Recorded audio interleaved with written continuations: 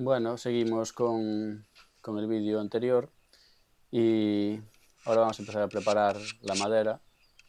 Lo primero que lo primero que hice es pastear todas las imperfecciones que podría haber en los nudos, pequeñas grietas y así. Entonces vamos mirando con calma poco a poco para que no se pase ninguna y con paciencia, pasteando con una pasta de estas que hay casi en cualquier ferretería, que ya son para eso. Cogí una pasta de color pino porque es la madera que estoy usando y vamos pasteando y esperar que se seque. Una vez seco se lija y se repasa porque normalmente tiene una merma y se hunde un poquito cuando se seca. Entonces muchas veces hay que repetir el proceso hasta que quede a ras, perfectamente liso. Aquí vemos, por ejemplo, se aprecia una grieta y todas estas imperfecciones pues las vamos a tapar para que entre mejor el barniz después y quede mejor a la vista y al tacto.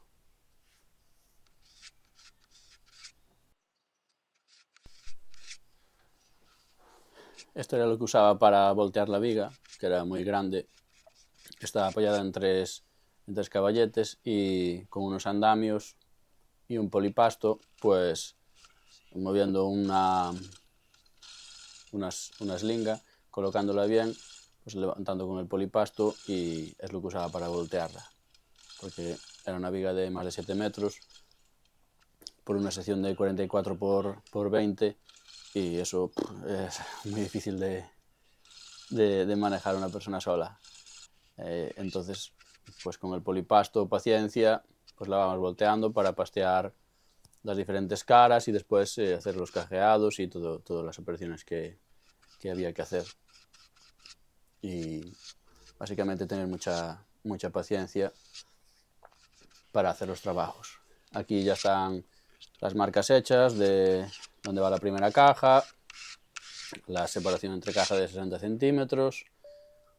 Está todo pensado porque en eso, la casa no está escuadrada y entonces midiendo, como había explicado, un cordel de cumbre a cumbre y con un nivel láser coincidiendo un haz con el cordel, marcábamos el mismo haz pero en la parte de abajo, en la madera del encofrado temporal, y con una marquita donde tenía que ir sacamos la perpendicular en la pared para marcar y hacer las cajas en la piedra poco a poco, y después, una vez las cajas hechas, pues trabajar la madera y va ajustando, porque aquí en la última parte, el último pontón, se ve ahí que va justo en el límite en un lado y sin embargo en el otro lado hay bastante más separación.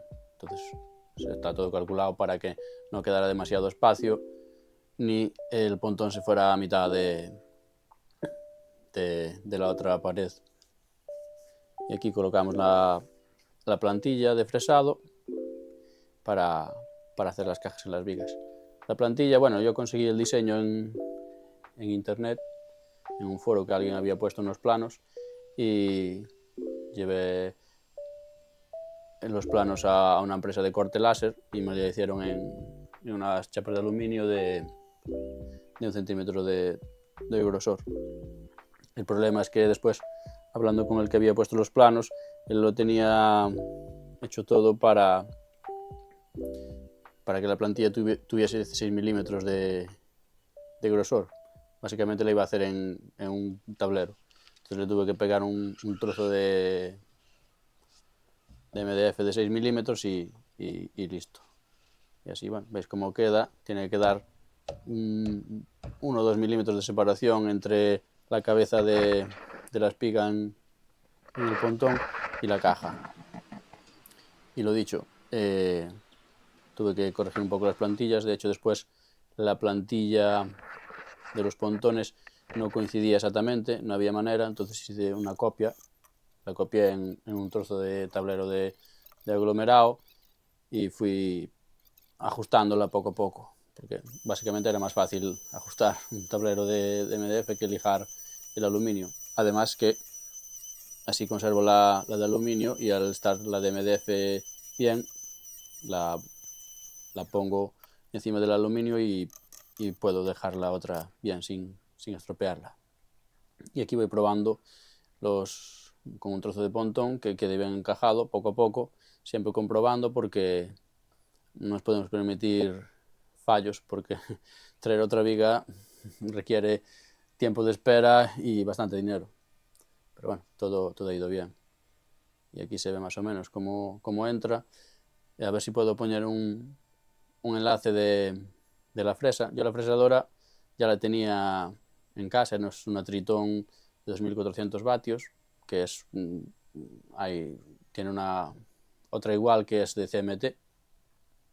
Bueno, tiene potencia y tuve que comprar la fresa. Y más un vástago adaptador, porque fresas de esas no hay, apenas hay. Esta también es de la marca CMT y un vástago donde se enrosca la fresa y se pone en la fresadora.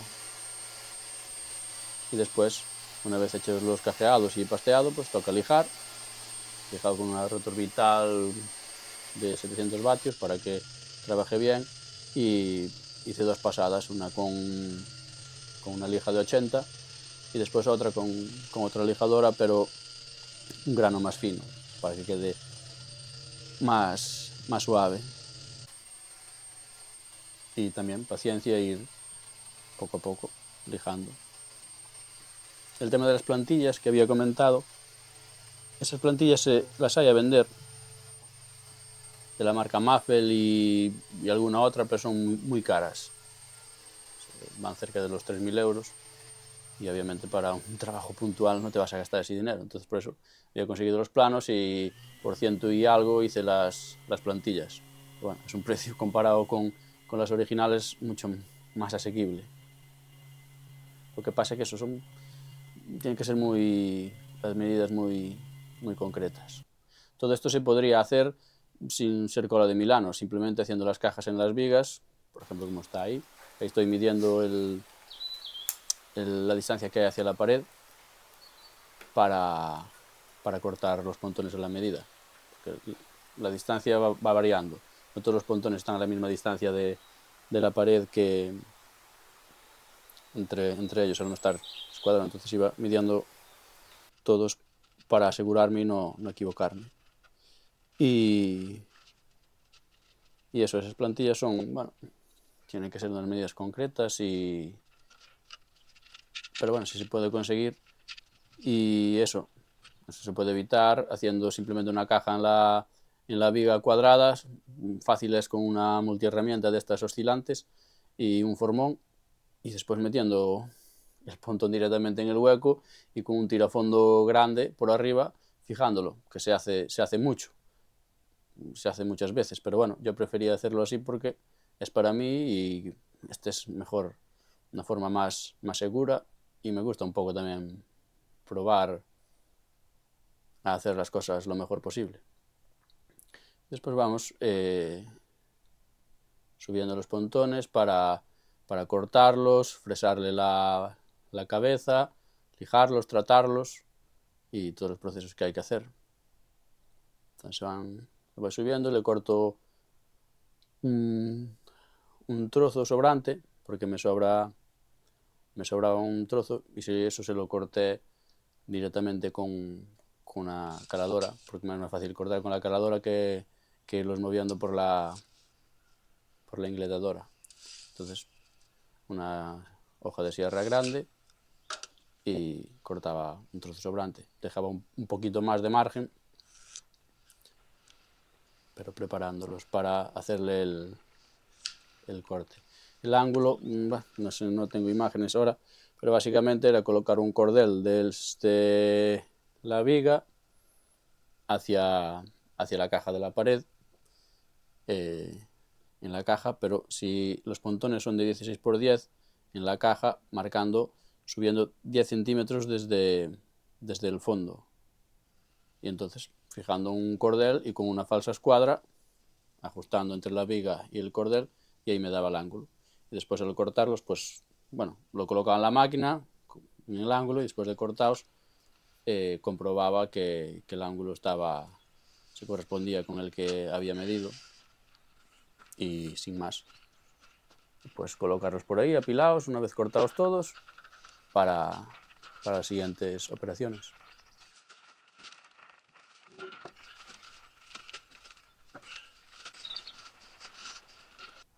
Lo que no expliqué es para sacar el ángulo en el que cortar los pontones, es una vez con la viga colocada en el sitio, que eso vino una grúa para colocarla y dejarla bien puesta, tender un cordel desde la parte superior de la viga hacia un cajeado de la pared, poniendo en el cajeado de la pared un trozo de pontón para poner el cordel en la parte superior de ese trozo, porque si lo pones desde la parte superior de la viga al fondo del cajeado de la pared, el ángulo no va a ser el correcto. Entonces se pone un trozo de pontón, que es como sería si estuviera todo puesto, se pone el cordel, una falsa escuadra, se mide el ángulo entre viga y cordel, se traslada a la ingletadora y ya se corta.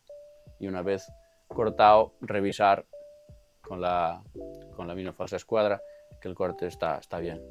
Siempre reviso todos los cortes porque prefiero curarme en salud, que es una obra real, algo importante para mí, y no estoy para desperdiciar material.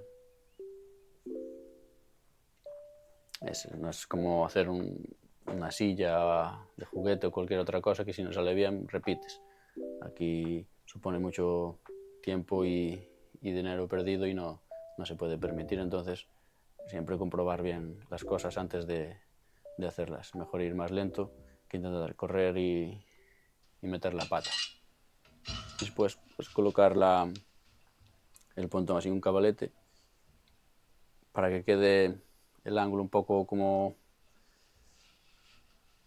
así perpendicular para que me sea más fácil trabajar.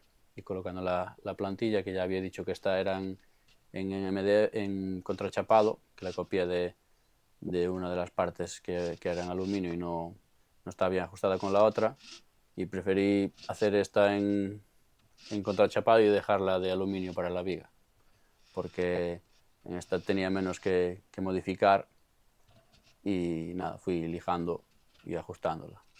Después, una vez hecho esto, que eso lo hice todo antes, que es lo que más trabajo daba, hacer las comprobaciones que todo esté bien, nada, se fija a la cabeza con unos tornillos y con la fresadora pues se hace. Lo que sí tuve que hacer es una base más grande para la fresadora en policarbonato, porque la base que trae de plástico es más pequeña y me bailaba algo, no me daba mucha estabilidad. Entonces copié en un trozo de metacrilato los agujeros de los tornillos, de por donde sale la fresa. Lo hice, pero con un diámetro mayor en el exterior. Y le coloqué un anillo copiador, porque esta fresa no trae rodamiento y necesita anillo copiador. Pero bueno, sin más. Pero eso, todo, hacer pruebas antes en trozos para ver que todo funciona. Supongo que las plantillas estas profesionales que cuestan entre 2.000 y 3.000 euros se podrán ajustar y vendrán con un manual que te explica todos los procesos que puedes hacer y los ajustes que hay que hacer, todas las medidas y todas esas cosas. Pero bueno, este no es el caso y bastante es que por poco dinero se pudo hacer el trabajo, que es una cosa eso que se puede ahorrar si el pontón va directamente a la viga en una caja cuadrada del tamaño del pontón, hecho con una multiherramienta oscilante y tira a fondo. Pero bueno, eso cada uno lo hace como le parece. Y después nada, lo mismo que con la viga, pastear lo que haya que pastear y lijar, 2 pasadas con grano diferente. Y después de eso aplicar tratamiento antihongos y antipolillas, me parece algo importante. Y es también uno de los motivos por los que escogí el pino frente al abeto. Este es pino pinaster, que si vas a cualquier almacén de maderas, todas las vigas que hay son de abeto, solo de abeto. Estas tienes que buscar un aserradero que te las haga, que los hay, y de otras maderas también. De hecho, a mí me gustaba más el castaño, pero bueno, el precio se disparaba, se multiplicaba por 4, y entonces pues me quedé con el pino, que en características es similar al abeto en cuanto a dureza y resistencia a xilófagos y hongos, pero la diferencia es que el pino es impregnable y el abeto no. Vamos, que si le das tratamiento, el abeto no lo va a absorber, es como si lo tiraras, y el pino sí. Y es algo que hay que tener en cuenta. Habrá gente que no le dé ese tipo de tratamiento y habrá gente que lo dé y se lo da al abeto pensando que está haciendo algo cuando realmente no está haciendo nada. Y eso pues es de valorar. Es una pena que no haya en los sitios comerciales más opciones que las vigas de abeto, porque maderas hay muchas, pero la oferta es limitada. Pero bueno, si buscáis, hay sitios que las hacen y además las hacen a medida. Y te ahorras, en mi caso en abeto me sobraban trozos muy grandes que no me servían para nada además, y ese desperdicio tenía un coste. Me salía más barato que me las hicieran a medida que comprar unas estándar de abeto y por encima tener que tirar con parte de la madera.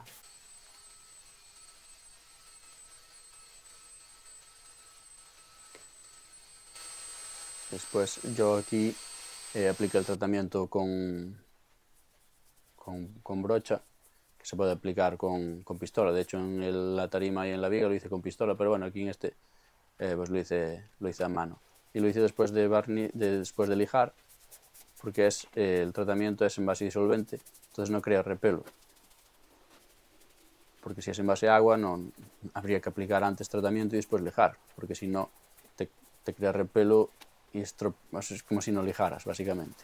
Eso también es algo que hay que tener en cuenta, el tipo de tratamiento que se le va a dar. El disolvente normalmente seca antes, supongo que es más nocivo, pero también es más común. Eso ya son cosas de cada uno, pero vamos, que si es base disolvente podéis lijar primero, si es base agua, primero tratamiento y después lijar. Y nada, ahora guardarlos para darle el acabado, el barniz, pero eso lo veremos en el próximo vídeo, el barnizado, la tarima, colocación y el resto de cosas. Este lo vamos a dejar aquí para que no se haga demasiado largo.